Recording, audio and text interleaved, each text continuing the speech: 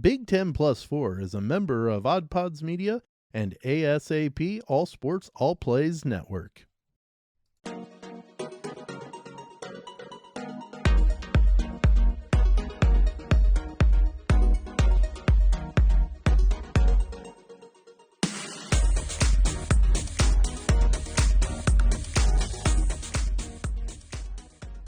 We are now being joined, as you can see if you're on the visual medium with us, by the man that is just everywhere. You can't avoid him, whether it's print, whether it's TV, wherever it is. Mike DeCourcy from the Sporting News, Big Ten Network, Fox Sports. Thank you so much for taking the time, Mike. We really appreciate it. Yeah. Thanks, Dalton. Happy to join you. And we're excited to get into some Big Ten bracketology stuff. We want to talk with the smartest man we know, so we wanted to work on some of these things. You guys got to make a call then. It's a small pool. But you're winning the pool, Mike. But regardless, we do want to get into some Big Ten men's basketball bracketology. We'd love to also get into some storylines. Sam and I were talking about some things that have really caught our eye here recently. But maybe let's start on the tournament side here, Mike, because this is the time of the year. We're just 2 weeks away from conference tournaments ramping up, getting into the March Madness. I do want to ask, before we start looking at some of the individual references or examples that we have displayed here, and this is your work at Fox Sports that we have posted up here.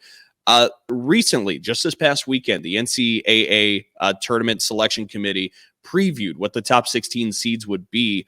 When you took a look at that and analyzed it, was there anything you noticed from it that maybe the committee is higher prioritizing more so than other things? Well, it struck me, having gone into the bracket reveal expecting a high correlation with the predictive metrics. That was what I expected for two reasons. One is that they've designed a metric in the net, the NCAA evaluation tool, that I don't think is performing in the way that it was originally presented. It was presented as something of a hybrid between the predictive metric, which measures performance. Everybody has a different formula. All of them are way too complicated for me. But basically, it involves what you do on a possession-by-possession basis, and ultimately, if you win a game, how many you win by. Whether or not you win is not that important. If you played a really difficult schedule, and you lost 28 one-point games, you could still have a reasonably significant rating in some of the predictive metrics. And I believe that the net has tracked very closely with some of those metrics. As I said, it was not presented that way. Whether it was designed that way, even though it wasn't presented that way, I can't say. But it has in terms of performance, it looked like a predictive metric. So for that reason, I expected this bracket reveal to show a high correlation with that. It did not. It didn't. I can give you the examples. I wrote down on the day of the selection show, I wrote down 1 to 16 on their basis, and then what the predictive metrics said, as well as what one of the results metrics, the strength of record by ESPN, said. And right at the top, Ken Pom and the net both have Alabama at number 2, but the committee had Alabama at number 1. Further down, Texas, the predictive metrics had them, net and Ken Pom both had Texas as a number 9. They had them at 5 overall. It goes all the way through like that. UCLA was high in the predictive metrics, 5 and 3, but only 8 for them. So the correlation between the metrics wasn't really there. And I could go over to strength of record and tell you it's the same thing. I mean, UCLA was 6 for strength of record, but only 8 for them. Tennessee was 14 for strength of record, but 9 for them. So over placed relative to that. So there's this, it's all kind of all over the place in that sense. And so one of the things I think you notice then is if you look at it, they are really moved by teams that did big things. And that starts with Alabama. Alabama has some huge wins in terms of going out and putting 101 on Vanderbilt and 108 on Georgia. So they have these massive power statements, as well as some really high-end, high-level victories, including their victory at Houston on the road, probably as good a win as anybody's gotten this year. I think the wins over Purdue and that win at Houston are about as good as wins as anybody's gotten this year.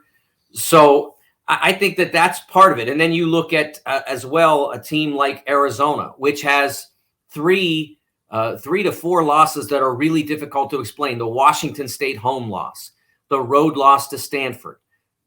Doesn't matter. I mean, and they can do what they want, but 6 overall over UCLA, which doesn't have any bad losses at all, but doesn't have the great wins. UCLA only has 4 quad 1 wins, and they are not the highest level quad 1 wins. So they went again with, what are you on your best day? That's what they lean toward, as far as I can ascertain. And I think Indiana's placement in that bracket at number 13 overall, the highest 4 seed, is another example of that. Predictive metrics, you're looking at 18 and 20. Results metrics, you're looking at 20. Committee says 13. Why? Well, they beat Purdue. They have a number of good quality wins. So I think that's what you have to do if you're a team wanting to get in or wanting to be placed high. I got a question. You talked about quality losses, I guess. So Purdue, you're looking at Purdue. Alabama lost to Oklahoma on the road by 25 or 28, whatever they ended up. I think it was 24, I think. Okay, but 20 plus. Like they got their doors blown off of them by a subpar or below 500 Big 12 team.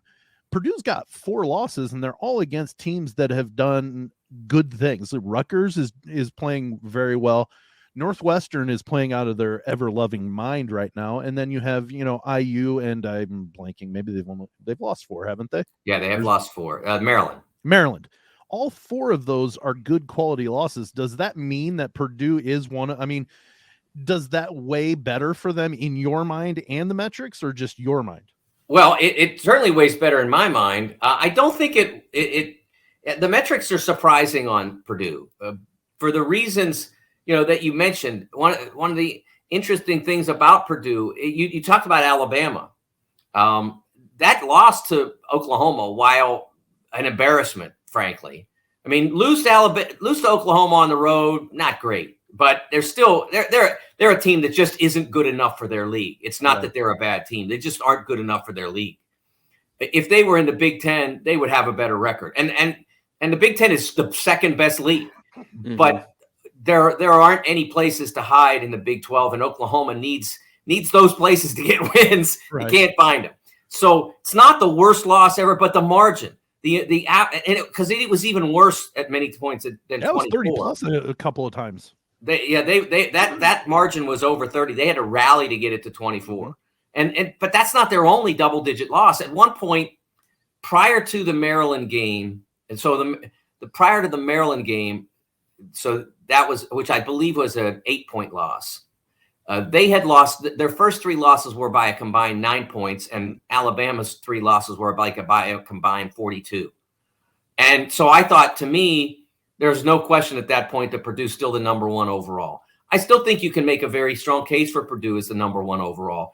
And the case against them is recency. And recency shouldn't matter, and it's not supposed to matter, according to the committee. Matters in the polls, but who cares about the polls? So I think that the fact that you would think that would be accounted for more by the metrics, but it doesn't seem to be. Purdue has certainly blown out its share of teams, and they haven't lost badly. The worst loss was the road loss to Maryland, a building where Maryland has won every game but one. They got torched by UCLA back in December. Every other game they've won, league, non-league, whatever. So it was a tough place to play, and they weren't able to be successful in that environment. And it was the most one-sided loss they had in a season full of very close decisions or big Purdue victories. Frankly, I'm surprised at the position they're in. I don't know how you have Houston over them. There is no justification for it. Zero. Houston plays in a league that, while traditionally a pretty strong next level league, is having its worst season in memory, other than Houston.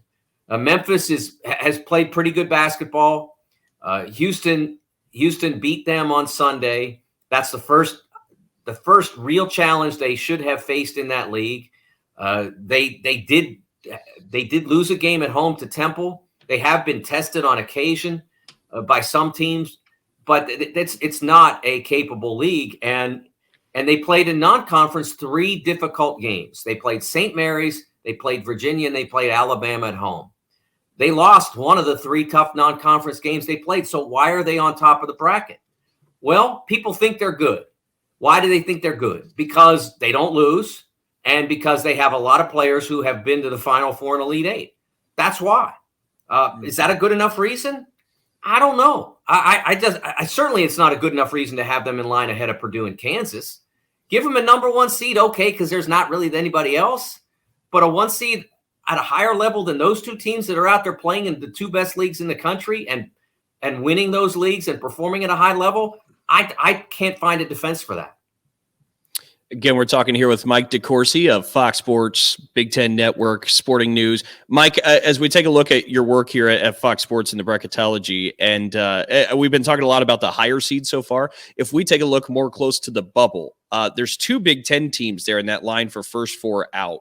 And I know the answer to get them off the bubble is win the rest of the games. So I want to ask for Wisconsin. We'll start there. What has put Wisconsin in this spot positively and negatively to kind of work their way through? I think what's put them in this spot has been the injury to Tyler Wall.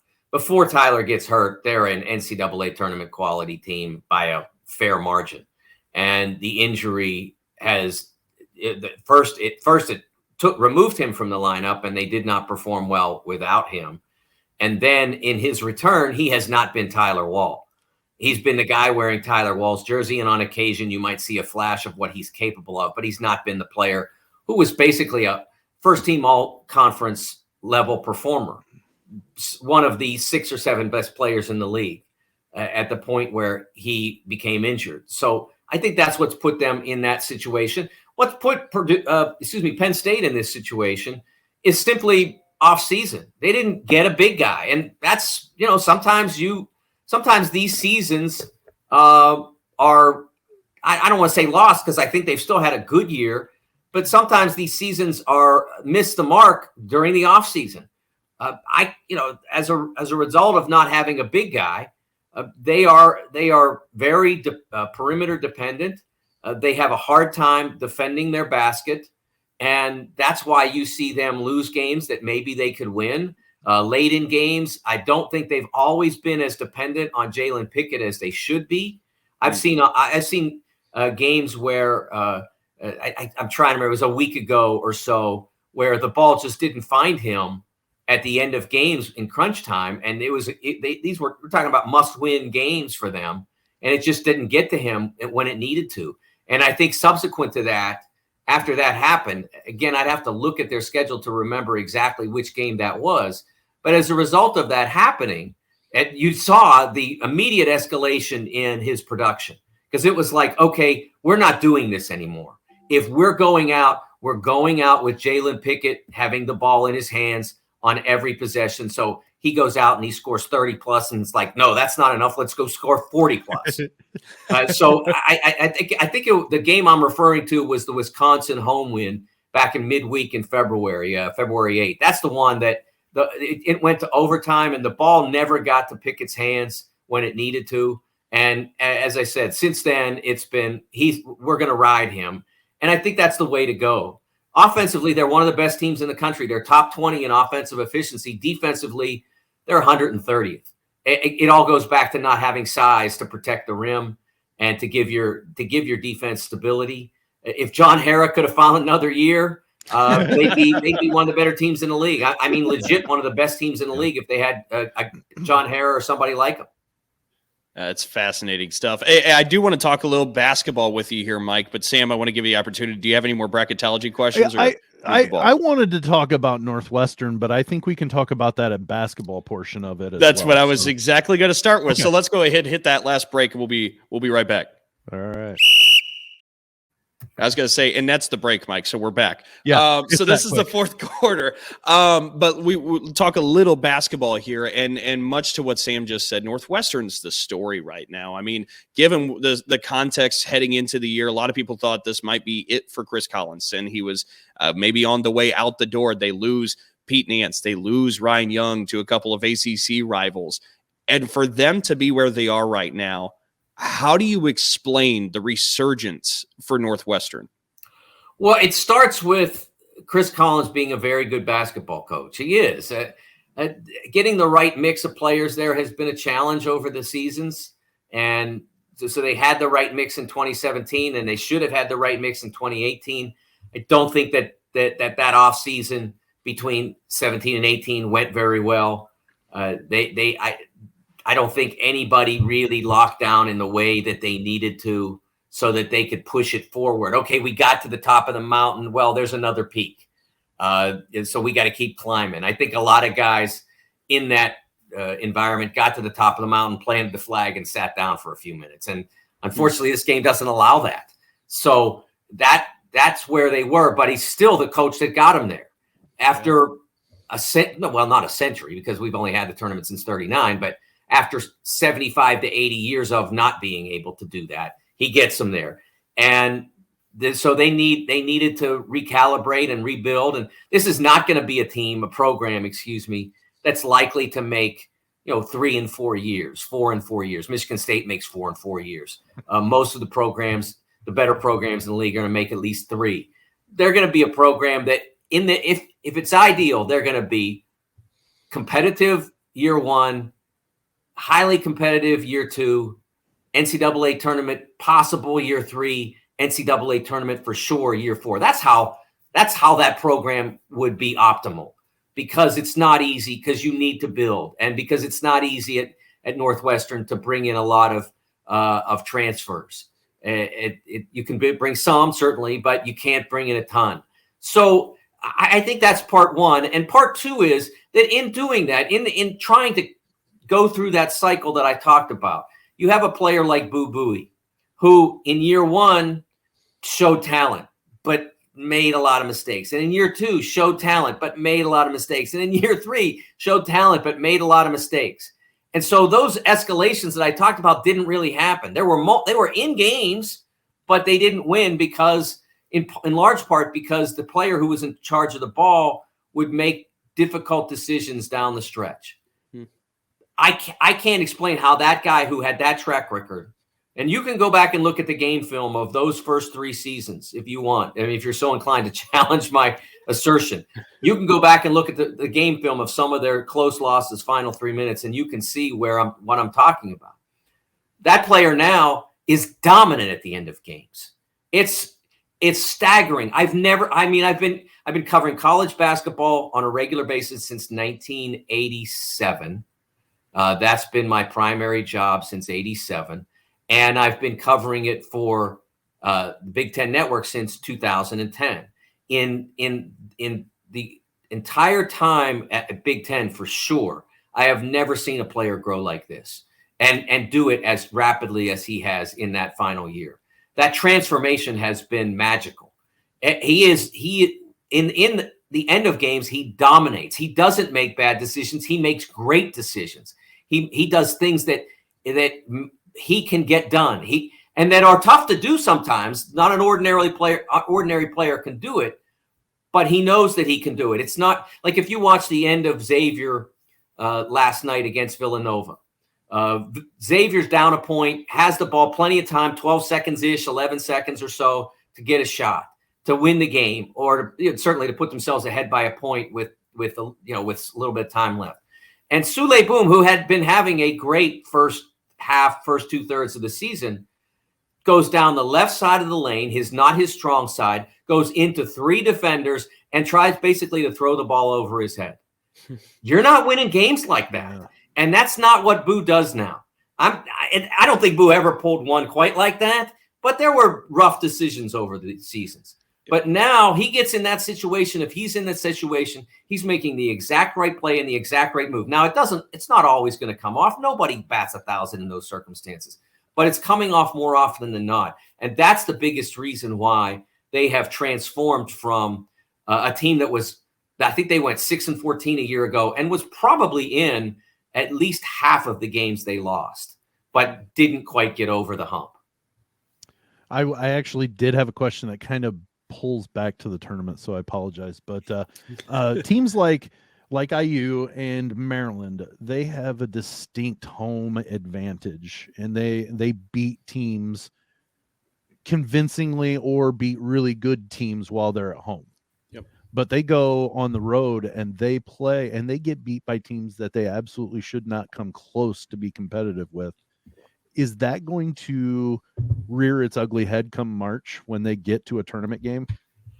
It should. I think when the reveal came up, Indiana had a 4-6 record on the road because last night's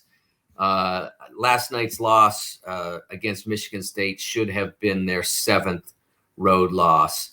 That should have been an impact, maybe even more than it was. Again, we talked about the fact that Indiana was the 13th overall seed against the metrics. It was against that record too. That's supposed to be a mark against you if you are home dominant. Every team's going to be home oriented. You're going to win more games at home than you do on the road in almost every instance, and you're going to look better in almost every instance. But in order to get the highest seeds, you ordinarily would need to do some significant things on the road too. Win a big game, have a really good record like Northwestern does or Pitt does. Have a really good numbers on the road. Those things are supposed to help you. Yeah. It didn't punish Indiana on Saturday. It wasn't their record prior to last night wasn't awful. 4 road wins is pretty good, or at least it's decent. But it probably should have they should have probably been in the reveal, or certainly not the first overall 4, based on what they've done to that point. That was among the more surprising revelations to me. Not that they're anywhere near it. I had them as a 5. Solid 5. Okay, and we're only talking about one line, but it's indicative, like you were asking, of broader questions. Yeah. When we get this reveal, we look at it like it's the Dead Sea Scrolls and we're trying to read into it and all that. But road record should matter because you get to play this thing on neutral floors, but you don't get to play it at home. And that's different than playing on. That's different. It's more like the road than it is like home. And so you have to show you're comfortable in those circumstances. And when Indiana went to Vegas to play Arizona, they didn't look good. When they went to Kansas to play Kansas, they didn't look good. So it should have probably kept them from being in this reveal, which is why there are certain elements of doing this bracket and trying to get it right for Fox. I'm a little bit concerned right now for me because it's hard to read what they're up to. It's hard to get a feel for what they want. Well, Mike, we could end up talking with you for hours on end. So for your sake, we're going to rapid fire a couple questions at you. We'll keep them 15, 30 seconds. We'll get some quick hitters so we can still hit a couple more topics with you. But again, we could talk with you for the next couple hours. One being Keisei Tominaga. Don't think enough people are talking about Keisei. What is going on here? Oh, he made a move. I will capsulize Keisei in one play. We had a game on the air about 3 weeks ago on Sunday. And there he was toward the end of the first half. He was open on the right wing. He moved into a position where he's wide open on the right wing, undefended, wide open. Every college basketball player stays right there because that's what you do. You stay, if you're open, you're not moving to the defense. But Keisei, who's in constant motion and constantly thinking through what's the right thing to do, sees Derek Walker on the opposite post with a defender right behind him, somewhat in trouble with the ball. Keisei dashes to the middle of the lane, makes sure Derek knows he's there. Derek whips a pass around the defender. Keisei's wide open, tosses in a little floater. That's Keisei Tominaga in one play. Every other player stays put because it's smart basketball. You're wide open. If somebody whips it out to you, you're wide open for a 3. But nope, he moves to the open area in the middle of the lane. He sees the opportunity and he makes the basket. High energy, high creativity, high intelligence, and a really, really significant level of shot making. I'm impressed by him. By him. No, he's been so much fun to watch. Purdue's turnover issues. Is this concerning, alarming, or can they overcome this? Honestly, I think it's great in a lot of ways because they were cruising along relatively unchallenged. They hadn't seen a lot of different strategic approaches. I mean, everybody's a little different in the league, but not a lot of funky stuff. Mm-hmm. And so when they got pressed late by Northwestern, that's one that resonates in particular. But when they saw the whole thing against Maryland, when it became a consistent tactic, that's good for them because when they get in the tournament, they're going to see different things. When they played North Texas 2 years ago, Texas comes in and sandwiches Travion Williams, defender in back, defender in front. It's something I saw Iowa State do with Danny Fortson back in the 97 tournament and very successfully. Danny couldn't touch the ball. In that game, Trey couldn't touch the ball. And so it makes other guys shoot from the perimeter or shoot from the foul line, and it turns you into a jump shooting team. If you've got the right defenders, it can work, and Purdue couldn't counter it because they weren't making shots that day. So you need to see different stuff, and I think it's been good for Purdue. I think they're less likely to panic in the way – panic's a strong word, but maybe it's fair. They didn't win the game, so I think it's fair. But they're less likely to take that approach down the stretch now that they've been in that circumstance and seen what happens when you do that. So I think it was good for the freshman guards. I don't think that they're going to be a turnover machine in the postseason. And honestly, I think the one key element here is that they need to either get Fletcher Loyer back to making shots or they need somebody to do it because they're not winning. They're certainly not winning the national championship without that. And it may be difficult to get through 4 games as well. So my question actually stays in West Lafayette in senses because a couple weeks ago we did our freshman of the year mid-season and all the awards. And I said from that point, I think it's Braden Smith. Because he's the general he's got his hands in everything and he's doing it at a successful rate. Dalton wasn't there. He was in Columbus at that point, but he's moved to West Lafayette. I was going to say, I'm changing now. And now he's with Fletcher Loyer. Which one of those two, or is there some other freshman that gets that award this year?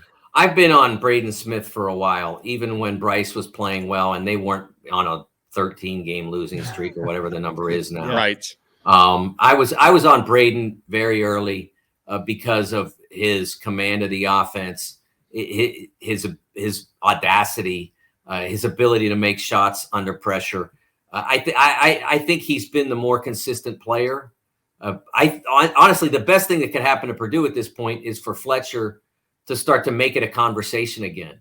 I think he's got great ability, and he's not he's not playing badly now. He's just not making shots. Yeah. If he starts dropping threes again, then we're having a conversation about this for real. We're having a discussion, and it's much better for Purdue in that circumstance. Interesting. I told you, I have been saying Braden Smith from the get-go. Never going to live it down now, Mike. Thank you so much. Sorry. I've been saying Braden Smith. Dalton, you should have been listening to Beyond and Big Ten Basketball and Beyond on Sunday nights, and if you were, you'd know where I stood. That's right. Yeah, no, fair enough. Fair enough. I'll take this one on the chin. Mike DeCourcy, you've been so generous with the time. We want to thank you so much. Again, check out his work on Twitter. He's, of course, also with Fox Sports, Big Ten Network, The Sporting News. Check out his stuff. He's the guy we rely on and trust when it comes to bracketology and all things Big Ten basketball. But, Mike, again, thank you so much. We really do appreciate you. Oh, my pleasure, guys. Good luck with the show. It's been great.